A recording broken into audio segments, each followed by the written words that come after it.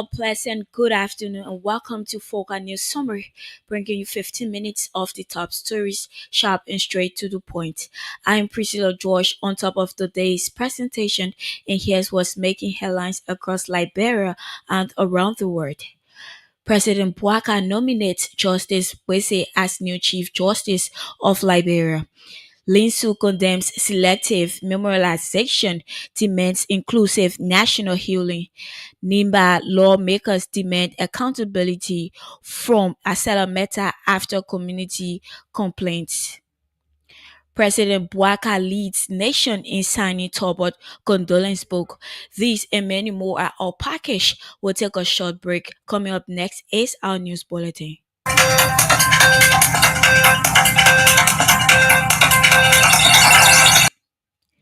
Welcome back. President Joseph Bouaka has officially commissioned the Metro Family Health Clinic in Dubot Rural Community, Painesville, marking a significant step towards strengthening local healthcare access. The modern health facility is expected to serve thousands of residents in Dubot Rural and surrounding areas, addressing long-standing gaps in primary and community-level medical services. President Bouaka emphasized government's commitment to providing quality, affordable healthcare as a basic right for every Liberian, regardless of location or economic status.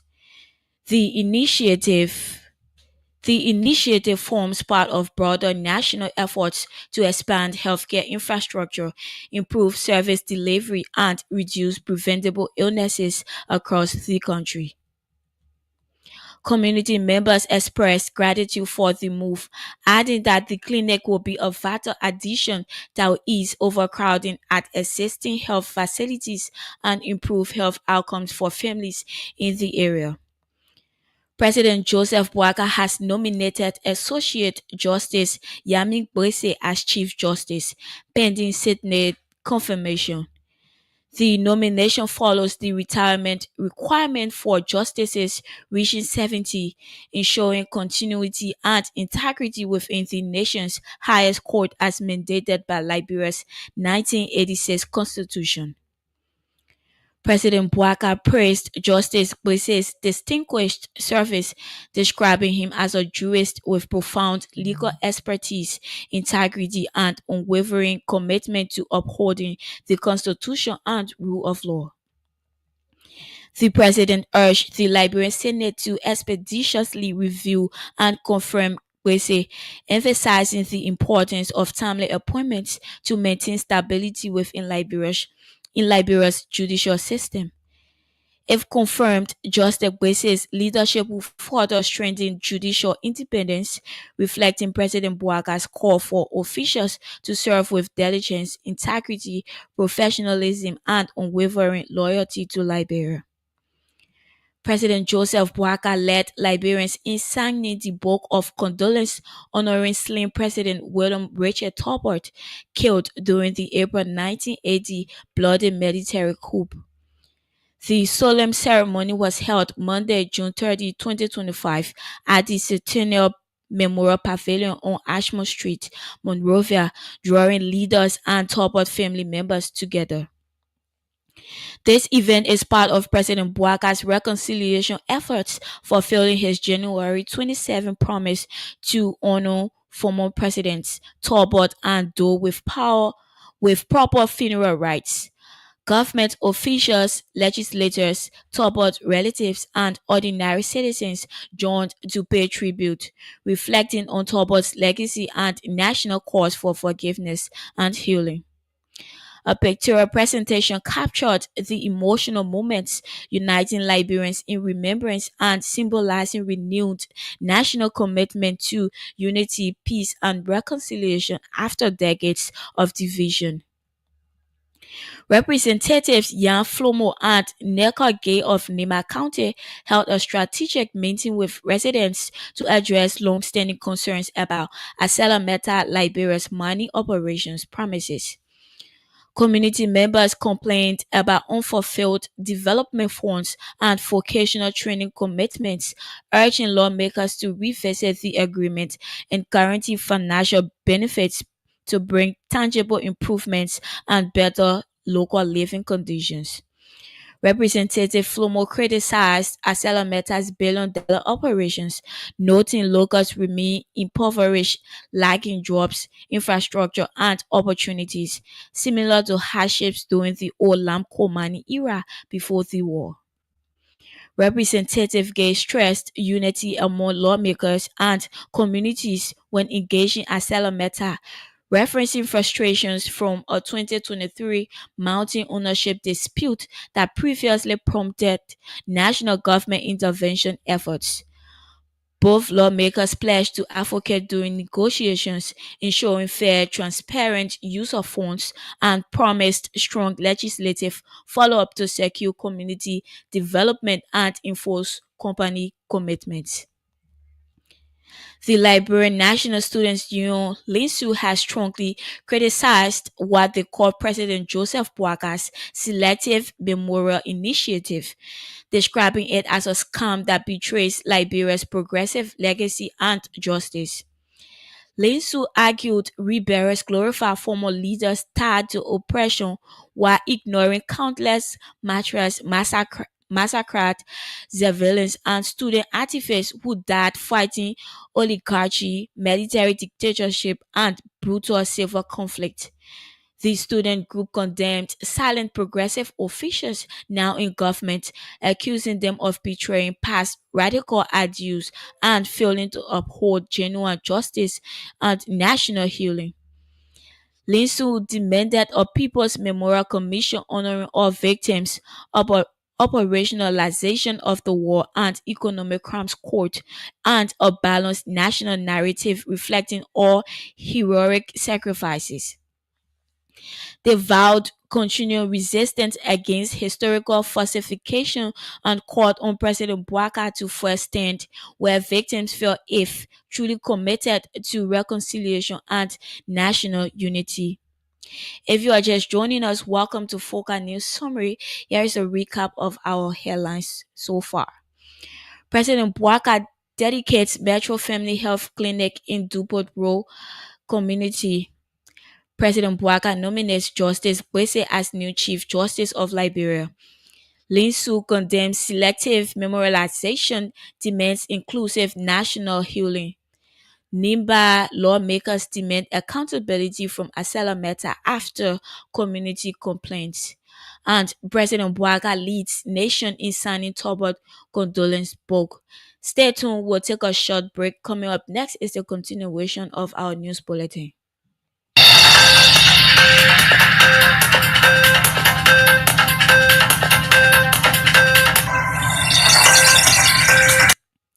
Welcome back. An OKFM investigation has uncovered that Liberia's Minister of Labor, Councillor Cooper Kras, secretly issued unauthorized temporary work permits to 42 Chinese nationals. According to OKFM, the Chinese are said to be working for sub, sub a money subcontractor despite the permits not being captured in the official 2024 government registry, raising serious questions about transparency and legality.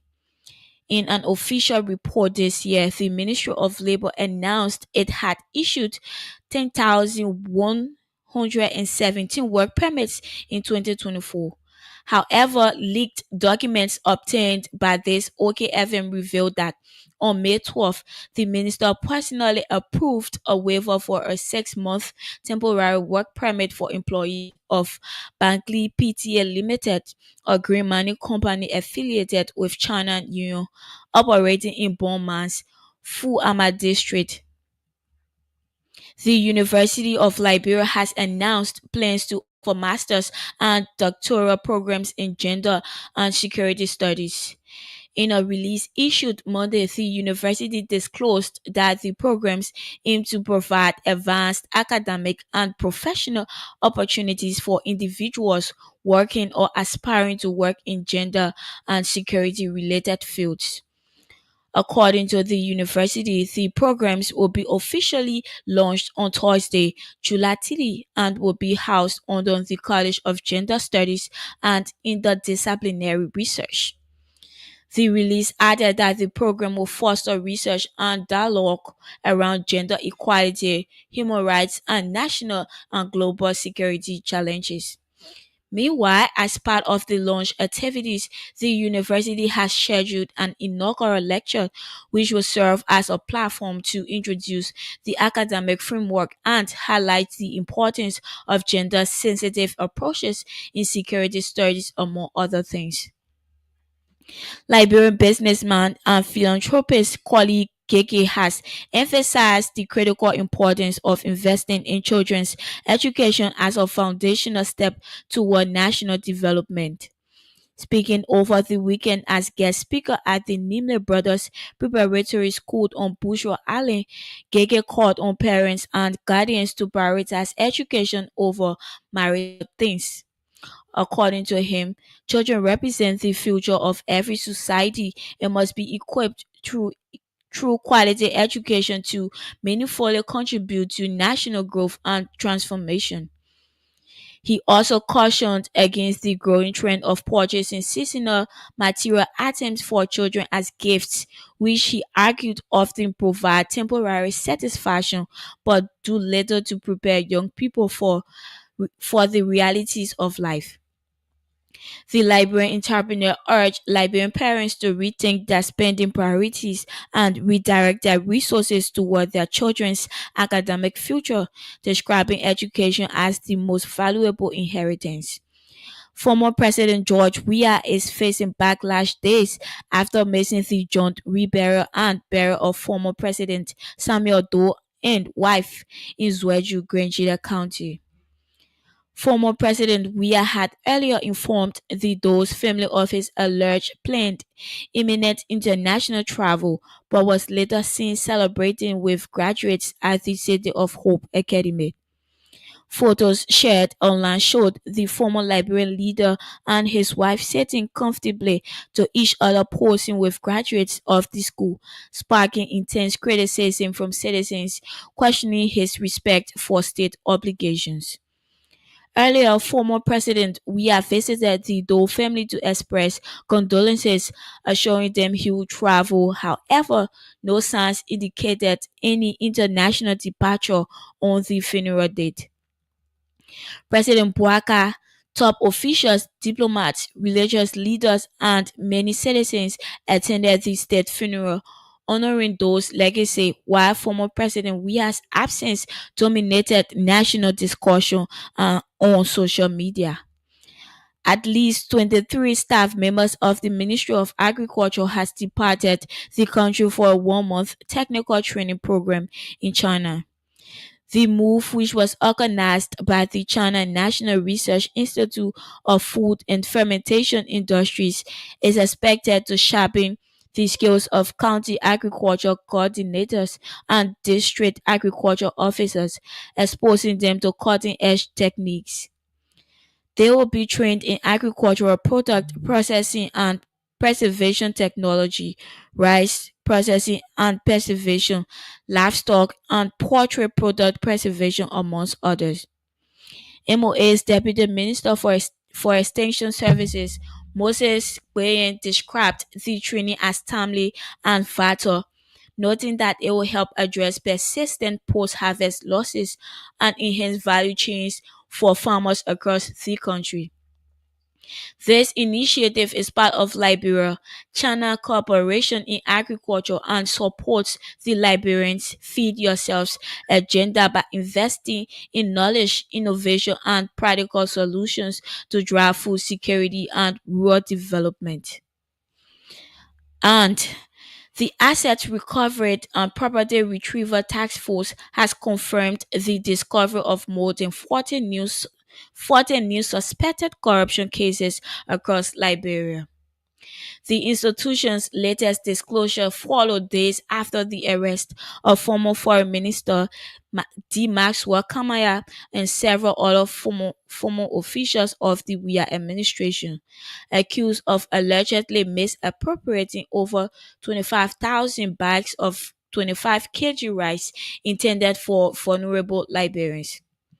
Speaking on the radio Monday, the chairman of the task force, Councillor Edwin Clark Martin, disclosed that the cases range from theft of government properties to the division of public funds for personal gain. He stated that the task force has gathered substantial evidence linking the suspects to what he described as a systemic looting of national resources.